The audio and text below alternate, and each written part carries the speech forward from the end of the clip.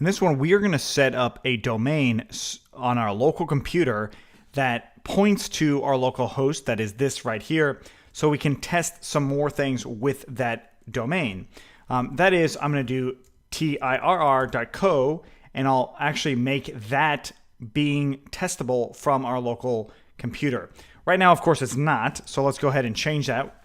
We can type anywhere in the terminal window sudo nano/etc/hosts, and this is where we're going to actually write in our local hosts, or actually some domain that's going to override what's there.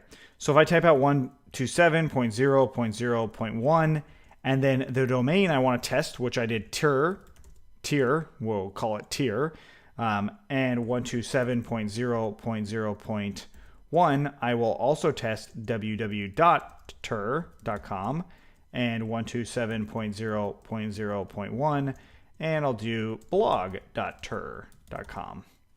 And we'll close it out and save it.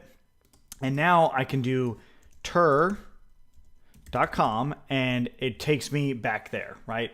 And I can also do www.tir.com. Really cool, because this allows me to test the actual domain itself. So inside of our settings file, we can come in here, and right now we only have allowed hosts. So what if I just did www.tir.com, saved that, came back, refreshed, and then I went in here and did tir.com. Still working, and that's because we have debug on. So we say false, refresh, it says bad requests, right? If I do www. Now it gives me not found, as we can expect. So that allows me to actually test these hosts.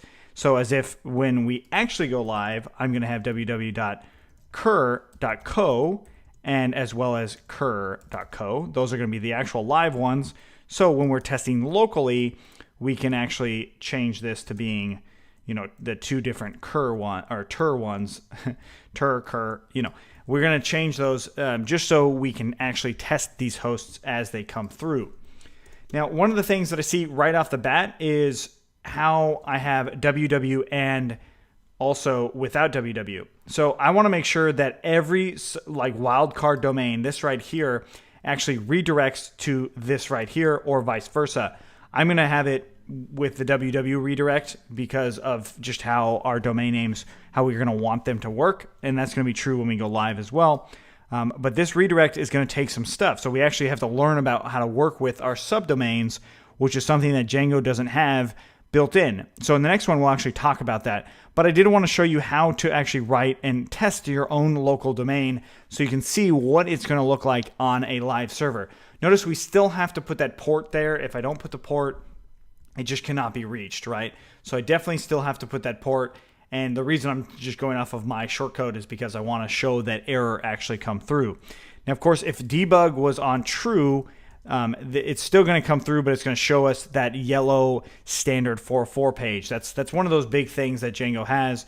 And of course, it's saying don't run debug turned on in production. So having our local hosts or the ability to do this specifically will make it really nice and easy for us down the line when it comes to actually going live. Thanks for watching. We'll see you in the next one.